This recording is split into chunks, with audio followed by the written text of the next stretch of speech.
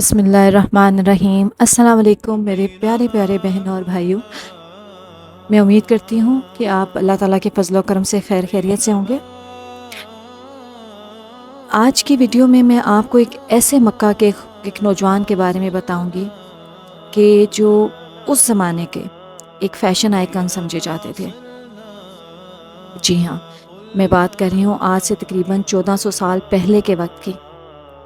ذرا تصور کیجئے کہ مکہ کا ایک ایسا نوجوان جس کے کپڑے سب سے مہنگے تھے، جس کی خوشبو دور سے پہچانی جاتی تھی، جس کے جوتے، لباس اور رہن سہن کو دیکھ کر لوگ رش کرتے تھے۔ وہ اپنی ماں کا لاڈلا تھا، قریش کے امیر ترین خاندانوں میں ان کا شمار ہوتا تھا، اور ان کے پاس دنیا کی ہر وہ نعمت تھی جس کا ایک نوجوان خواب دیکھا کرتا تھا۔ لیکن پھر ایک دن کیا ہوا؟ ایک دن اس نوجوان نے صرف ایک جملہ سنا: اللہ ایک ہے اور محمد صلی اللہ علیہ وآلہ وسلم اس کے رسول ہیں۔ اور یہی ایک جملہ اس کی پوری زندگی بدل گیا۔ آج ہم ایک ایسے صحابی کی کہانی سنیں گے جنہوں نے دنیا کی بے شمار نعمتیں چھوڑ دی، مگر اللہ تعالیٰ نے انہیں ایک ایسا مقام عطا کیا کہ قیامت تک ان کا نام عزت کے ساتھ دیا جائے گا۔ ابھی میں آپ کو ان کا نام نہیں بتا رہی ہوں، آپ ضرور میرے ساتھ یہ پوری کہانی سنیں تاکہ آپ کو پتہ چلے کہ وہ کون سے صحابی ہیں۔ کیا آپ کو آج سے پہلے ان صحابی کے بارے میں پتہ تھا؟ اگر نہیں تھا تو آج ضرور جانیں۔ یہ صحابی قریش کے ایک معزز اور مالدار خاندان میں پیدا ہوئے۔ آپ نہایت ہی خوبصورت شخصیت کے مالک تھے، نفیس لباس پہنتے تھے اور بہترین خوشبو استعمال کرتے تھے۔ مورخین لکھتے ہیں کہ مکہ میں اگر کوئی نوجوان اپنی شان و شوکت، نفاست اور حسن اخلاق کی وجہ سے پہچانا جاتا تھا تو وہ یہی صحابی تھے۔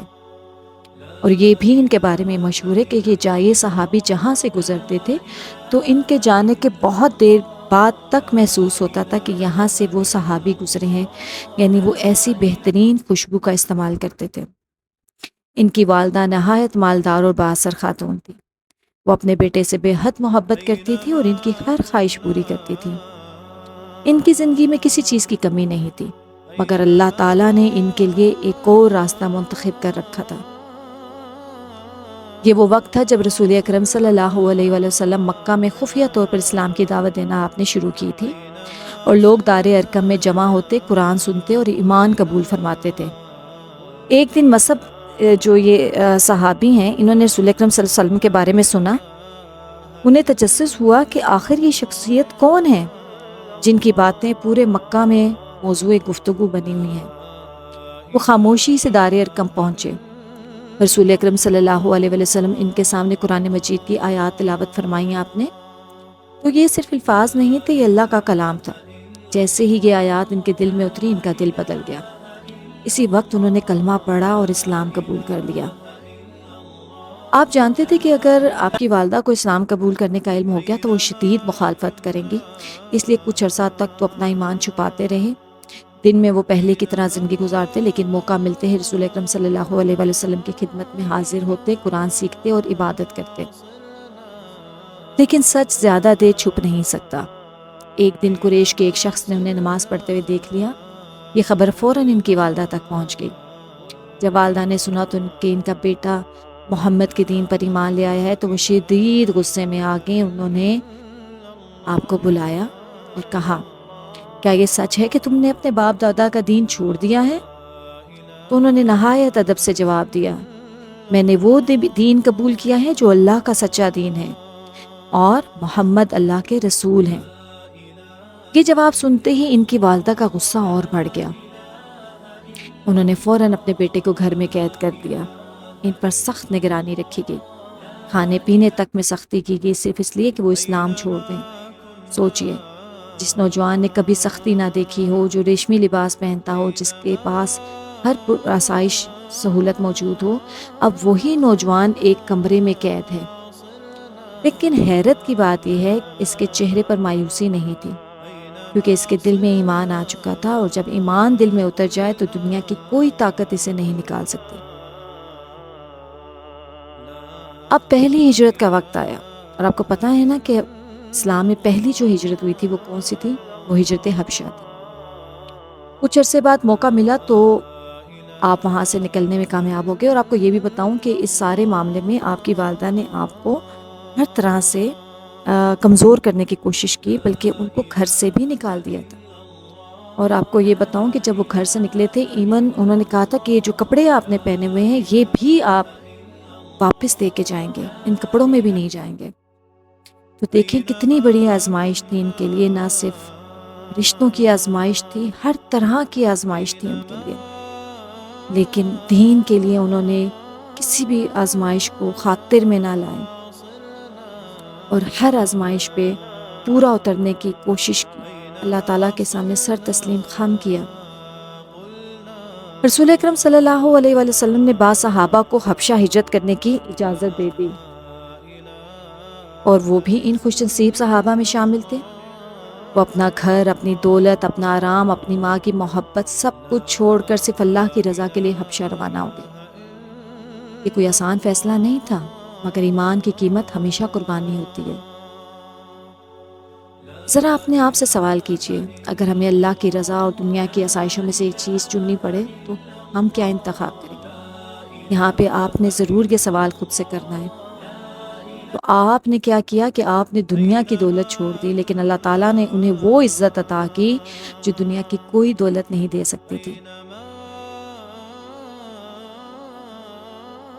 اب دوسری ہجرت کا وقت آیا۔ آپ کو پتا نا کہ جو دوسری ہجرت تھی وہ کون سی تھی؟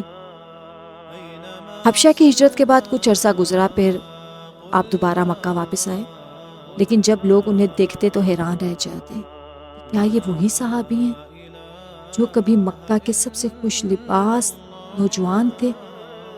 اب ان کے کپڑوں پہ پیمند لگے ہوئے ہیں، چہرے پر تھکن تھی، جسم کمزور ہو چکا تھا، مگر ایک چیز پہلے سے کہیں زیادہ روشن تھی، ان کے چہرے پر ایمان کا نور۔ ایک دن رسول اکرم صلی اللہ علیہ وآلہ وسلم نے انہیں دیکھا تو آپ کی آنکھیں نم ہو گئیں۔ آپ نے صحابہ سے فرمایا کہ وہ نوجوان ہیں، یہ وہ نوجوان ہیں جنہیں اللہ اور اس رسول کی محبت نے دنیا کی ہر نعمت چھوڑنے پر آمادہ کر دیا۔ اسی دوران حج کے موسم میں مدینہ سے کچھ لوگ مکہ آئے، انہوں نے رسول اکرم صلی اللہ علیہ وسلم کے ہاتھ پر بیعت کی اور اسلام قبول کر لیا۔ انہوں نے عرض کیا، یا رسول اللہ، ہمارے ساتھ کوئی ایسا شخص بھیج دیجئے جو ہمیں قرآن سکھائے، اسلام کی تعلیم دے اور ہمارے دلوں میں ایمان مضبوط کرے۔ یہ ایک بہت بڑی ذمہ داری تھی۔ رسول اکرم صلی اللہ علیہ وآلہ وسلم نے کئی بزرگ صحابہ کی موجودگی کے باوجود ایک نوجوان کو منتخب فرمایا، اور یہ وہ نوجوان تھے۔ اب میں آپ کو بتاتی ہوں کہ یہ کون سے نوجوان تھے، یہ کون سے صحابہ تھے جو اسلام کے پہلے سفیر تھے۔ اس بات کا آپ کو معلوم ہونا بہت ضروری ہے۔ یہ اسلام کے پہلے سفیر تھے اور ان کا نام تھا حضرت مصعب بن عمیر رضی اللہ عنہ، اور یہ انتخاب خود اس بات کی دلیل تھا کہ رسول اکرم صلی اللہ علیہ وآلہ وسلم کو ان کے علم، کردار اور اخلاص پر مکمل اعتماد تھا۔ آپ اسلام کے پہلے سفیر کی حیثیت سے مدینہ پہنچے۔ ان کے پاس نہ کوئی فوج تھی، نہ مال و دولت، نہ اقتدار، صرف قرآن تھا، نرم لہجہ تھا اور اللہ پر کامل بھروسہ تھا۔ وہ گھروں میں جاتے، لوگوں سے محبت سے ملتے، قرآن کی آیات سناتے اور اسلام کی دعوت دیتے۔ وہ کسی پر سختی نہیں کرتے تھے، ان کی گفتگو میں حکمت تھی، اخلاق تھا اور سچائی تھی۔ آہستہ آہستہ مدینہ کے لوگ ان سے متاثر ہونے لگے۔ اب یہاں پہ میں آپ کو ایک تاریخی ملاقات کے بارے میں بتانی چاہتی ہوں کہ جو کہ بہت امپورٹنٹ ہے اور جس کا ہمیں معلوم ہونا بہت ضروری ہے کہ یہاں سے کتنا ایک امپورٹنٹ ایک ملاقات ہوئی کہ اس ملاقات سے اسلام کی کتنی خدمت ہوئی، اسلام کو کتنا فائدہ ہوا، ہمارے دین کو کتنا فائدہ ہوا ایسے کہ ایک دن حضرت مصعب بن عمیر رضی اللہ عنہ ایک باغ میں چند مسلمانوں کو قرآن سکھا رہے تھے، اور یہ خبر جو ہے قبیلے کے 2 بااثر سرداروں تک پہنچی، اور وہاں پر وہ بیٹھے ہوئے تھے وہی 2 سردار جو بہت بااثر سردار تھے۔ ان میں سے تھے ایک سعد بن معاذ، اس وقت تک وہ مسلمان نہیں ہوئے تھے، اور دوسرے حضرت اسید بن حضیر۔ ٹھیک ہے، یہ آپ نے یاد رکھنا ہے، یہ 2 قبیلے کے سردار تھے جو وہاں پر موجود تھے۔ وہ سخت ناراض ہوئے، تو انہوں نے کہا کہ ہمارے علاقے میں آ کے ہمارے لوگوں کا دین کیوں بدل رہے ہو؟ تو سب سے پہلے حضرت اسید بن حضیر غصے میں نیزہ لے کر حضرت مصعب بن عمیر کے پاس پہنچے۔ یعنی یہ 2 جو سردار تھے ایک جگہ بیٹھے ہوئے تھے، تو ان کو حضرت مصعب بن عمیر پر غصہ آیا کہ یہ کیوں اسلام کی دعوت دے رہے ہیں، کیوں ہمارے دین کو بدلنے کی کوشش کر رہے ہیں۔ تو ان سرداروں میں سے جو پہلے حضرت اسید بن حضیر تھے، وہ غصے میں اٹھ کے آئے حضرت مصعب بن عمیر کے پاس، ان کو ڈرانے کے لیے کہ شاید وہ ڈر جائیں، عام انسان ہوتے تو شاید ڈر جاتے۔ لیکن حضرت مصعب بن عمیر نے یہ نہ غصہ کیا اور نہ جواب میں سختی کی۔ انہوں نے نہایت سکون سے فرمایا، کیا آپ چند لمحے بیٹھ کے میری بات سنیں گے؟ اگر اچھی لگے تو قبول فرما لیجیے گا، اور اگر نہ لگے تو میں فوراً یہاں سے چلا جاؤں۔ یہ انداز ان کے لیے غیر متوقع تھا۔ انہوں نے کہا ٹھیک ہے، سنا۔ حضرت مصعب بن عمیر نے قرآن مجید کی چند آیات تلاوت کی۔ جیسے ہی آیات ختم ہوئی، حضرت اسید بن حضیر کے چہرے کا رنگ بدل گیا، غصہ ختم ہو چکا تھا، دل نرم ہو چکا تھا۔ انہوں نے فوراً پوچھا، اگر کوئی اسلام قبول کرنا چاہے تو کیا کرے؟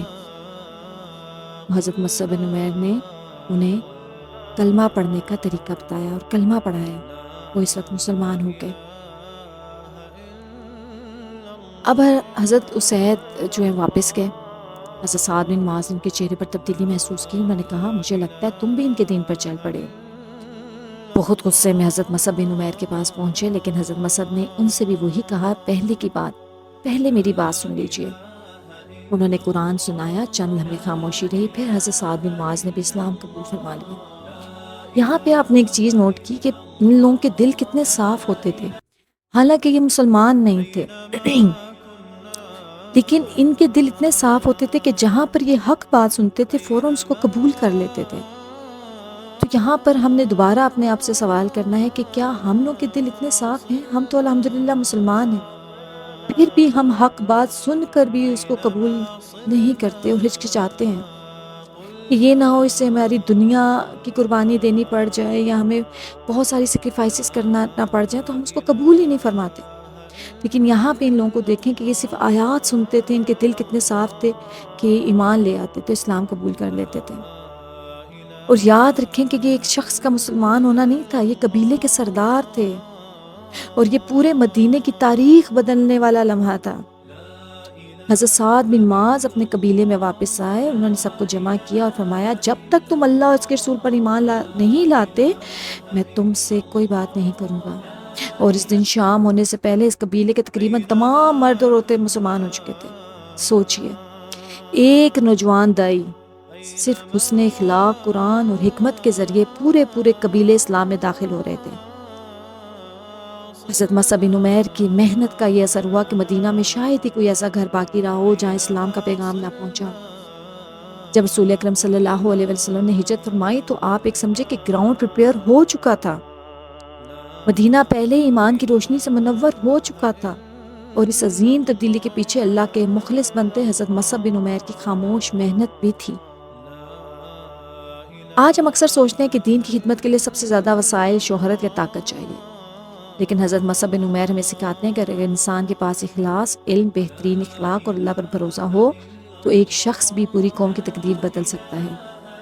یاد رکھیں، لوگ صرف ہماری باتوں سے نہیں، ہمارے کردار سے متاثر ہوتے ہیں۔ کبھی ذرا تصور کیجئے کہ ایک نوجوان جس کے پاس دنیا کی ہر آسائش تھی، پھر وہی نوجوان اللہ کی رضا کے لیے سب کچھ چھوڑ دیتا ہے، اور پھر ایک ایسا وقت آتا ہے کہ اس کے پاس پہننے کے لیے پورا کفن بھی نہیں ہوتا۔ یہ صرف ایک کہانی نہیں، یہ ایمان کی وہ حقیقت ہے جسے حضرت بن عمیر نے اپنی زندگی سے ثابت کیا۔ جب مسلمانوں کو غزوہ بدر میں عظیم کامیابی ملی تو قریش کے دل انتقام سے بھر گئے۔ انہوں نے ایک بڑی فوج تیار کی، یہی لشکر بعد میں غزوہ احد کے لیے نکلا۔ رسول اکرم صلی اللہ علیہ وسلم نے بھی صحابہ کے ساتھ مدینہ سے باہر احد کے میدان کا رخ فرمایا۔ حضرت مصعب بن عمیر بھی اس لشکر میں شامل تھے، لیکن اس مرتبہ ان کے ذمے ایک بہت بڑی ذمہ داری تھی۔ رسول اکرم صلی اللہ علیہ وسلم نے اسلامی لشکر کا پرچم حضرت مصعب بن عمیر کے ہاتھ میں دیا۔ یہ کوئی معمولی اعزاز نہیں تھا۔ جنگ میں پرچم صرف اسی شخص کو دیا جاتا تھا جس کے ایمان، بہادری اور ثابت قدمی پر مکمل اعتماد ہو۔ حضرت مصعب نے پرچم مضبوطی سے تھام لیا اور ان کے دل میں صرف ایک ہی خواہش تھی، اللہ راضی ہو جائے۔ شروع میں مسلمان غالب تھے، لیکن پھر تیر اندازوں کی ایک جماعت اپنی جگہ چھوڑ بیٹھی۔ دشمن نے اس موقع سے فائدہ اٹھایا، اچانک میدان جنگ کا نقشہ بدل گیا، ہر طرف گرد و غبار، تلواروں کی جھنکار اور شدید حملے شروع ہو گئے۔ اور اسی ہنگامے میں ایک مشرک حضرت مصعب بن عمیر کی طرف بڑھا حضرت مصعب بن عمیر پرچم کو مضبوطی سے تھامے ہوئے تھے۔ دشمن نے ایک زوردار وار کیا، ان کا ایک ہاتھ زخمی ہو گیا۔ انہوں نے فوراً پرچم دوسرے ہاتھ میں لے لیا۔ دوسرا وار ہوا، دوسرے ہاتھ بھی زخمی ہو گیا، لیکن پرچم پھر بھی زمین پر نہ گرنے دیا۔ انہوں نے اسے اپنے سینے سے لگا لیا۔ اسی دوران دشمن کا ایک اور وار لگا اور حضرت مصعب بن عمیر جام شہادت نوش فرما گئے، مگر اسلام کا پرچم زمین پہ نہ گرنے دیا۔ حضرت مصعب بن عمیر کی شکل و صورت کچھ حد تک رسول اکرم صلی اللہ علیہ وآلہ وسلم سے ملتی تھی۔ جب وہ شہید ہوئے تو دشمن نے شور مچا دیا کہ محمد صلی اللہ علیہ وسلم کو شہید کر دیا گیا ہے۔ یہ خبر سنتے ہی بہت سے مسلمان غمزدہ ہو گئے، لیکن رسول اکرم صلی اللہ علیہ وسلم حیات تھے۔ یہ صرف افوات تھی۔ حضرت مصعب بن عمیر نے اپنی جان دے کر بھی اسلام کی حفاظت کی۔